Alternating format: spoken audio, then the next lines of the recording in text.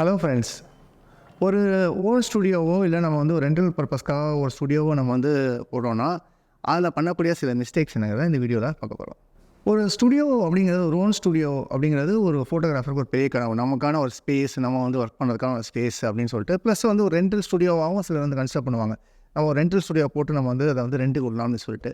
அதில் பண்ணக்கூடிய first mistake என்னென்னு பார்த்தீங்கன்னா, அந்த ஸ்டுடியோவோட லொக்கேஷன் அப்படிங்கிறது ஸ்டுடியோங்கிறது ரொம்ப ஆக்சசிபிளான ஒரு இடமா இருக்கணும்.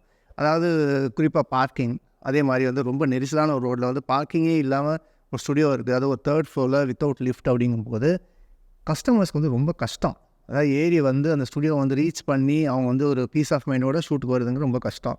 ஸோ ஃபஸ்ட்டு வந்து இந்த ஸ்டுடியோட லொக்கேஷனுங்கிறது ரொம்ப மெயின்.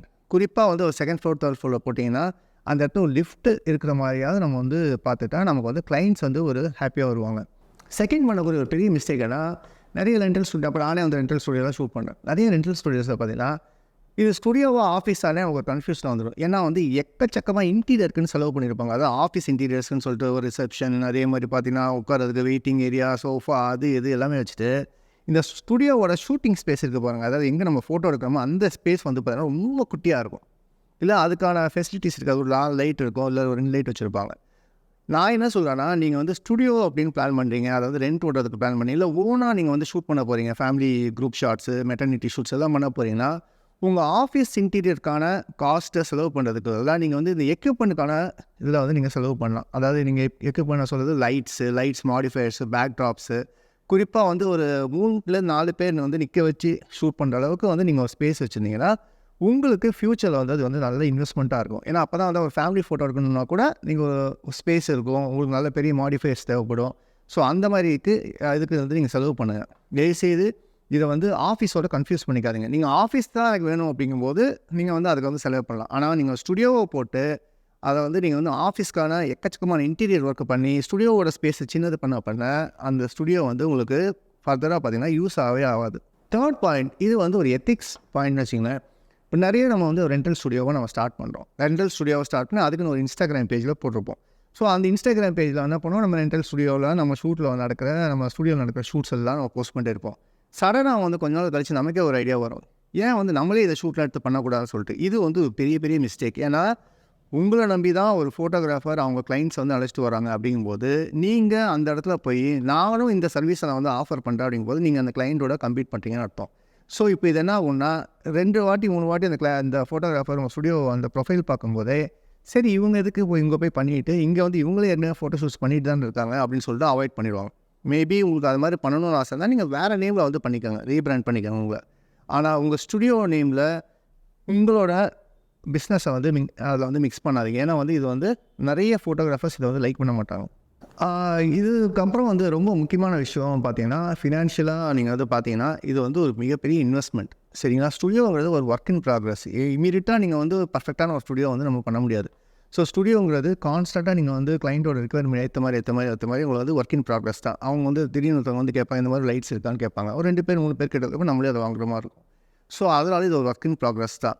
ஸோ நீங்கள் ரிட்டர்ன்ஸ் வந்து முதலே வந்து நீங்கள் பிளான் பண்ணிங்க, எவ்வளோ இன்வெஸ்ட் பண்ண போகிறீங்க, உங்களோட மார்க்கெட் வந்து எந்த அளவுக்கு வந்து நீங்கள் வந்து கவர் பண்ண போகிறீங்க, எந்த மாதிரியான மார்க்கெட் வர போகிறாங்க அப்படின்னு சொல்லிட்டு நம்ம வந்து இந்த மேனேஜ்மெண்ட்டில் வந்து ஸ்வாட் அனாலிசிஸ்ன்னு சொல்லுவோம்.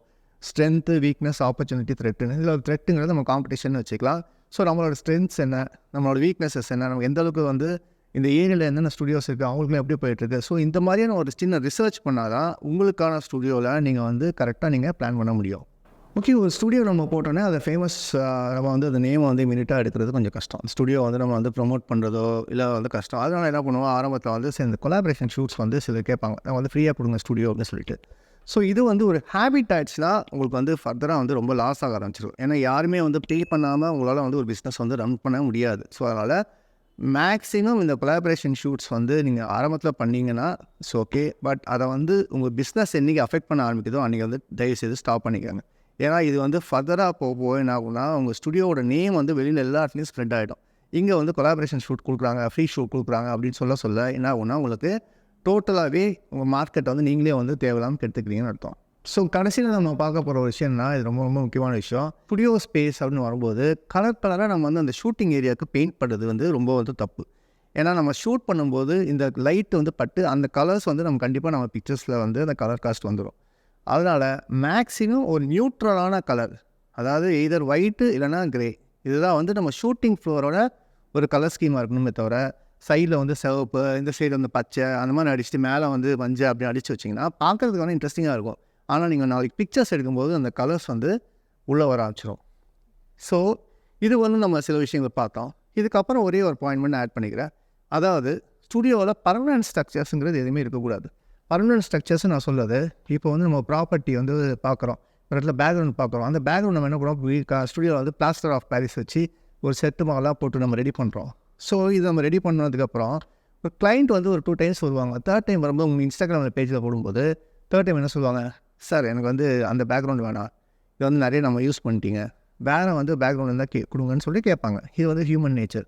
ஸோ அப்போ நீங்கள் என்ன பண்ணுறீங்க, திருப்பி வந்து ஒரு இன்வெஸ்ட்மெண்ட்டில் போகுது அது. ஸோ மேக்ஸிமம் 10 மினிட்ஸில் வந்து டிஸ்மேண்டில் பண்ணுற மாதிரி எல்லா பேக்ரவுண்ட்ஸுமே வச்சுக்கோங்க. எல்லாமே ரிமூவலாக தான் இருக்கணுமே தவிர பர்மனண்ட்டான ஸ்ட்ரக்சர்ஸ் வந்து ஸ்டுடியோவில் பில்ட் பண்ணாதீங்க. இது வந்து ஒரு ஃபங்க்ஷனலான ஏரியா, நிறைய ஸ்பேஸ் வந்து ஃப்ரீயாக இருக்க நீங்கள் வந்து அதை வந்து சூப்பராக யூட்டிலைஸ் பண்ணலாம்.